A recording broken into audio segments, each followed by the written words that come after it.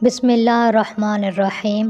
والدین کی خدمت و اطاعت پر جنت کا داخلہ۔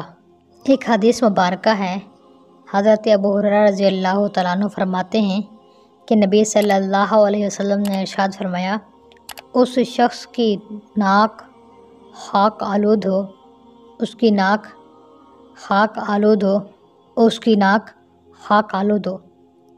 عرب میں یہ دستور ہے کہ جب کسی بندے کی برائی کا احساس دلانا ہو تو اس کو یوں کہتے ہیں کہ تیری ناک خاک آلود ہو۔ نبی صلی اللہ علیہ وسلم نے بھی وہی الفاظ استعمال فرمائے۔ پوچھا گیا، اے اللہ کے رسول، آپ نے الفاظ کس شخص کے بارے میں ارشاد فرمائے ہیں؟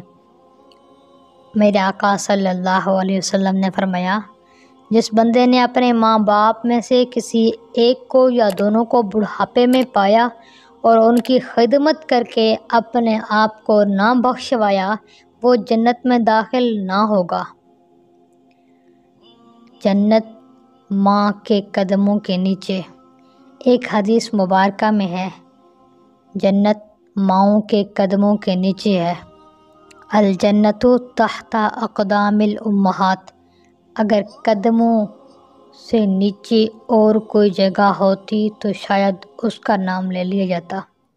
نبی صلی اللہ علیہ وسلم نے فرمایا، اللہ تعالیٰ نے تمہارے اوپر ماں کی نافرمانی کو حرام قرار دے دیا ہے، اس نافرمانی سے بچیں، فرما برداری کی زندگی گزاریں، آپ کو جنت میں داخلہ مل جائے گا۔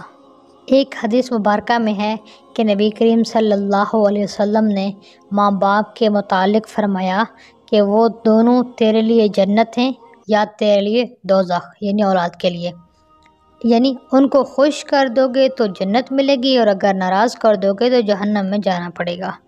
ایک حدیث پاک میں فرمایا، جنت میں داخل نہیں ہو سکے گا احسان جتلانے والا اور اپنے ماں باپ کی نافرمانی کرنے والا، لہٰذا ان کاموں سے بچیے، اپنے آپ کو بچائیے۔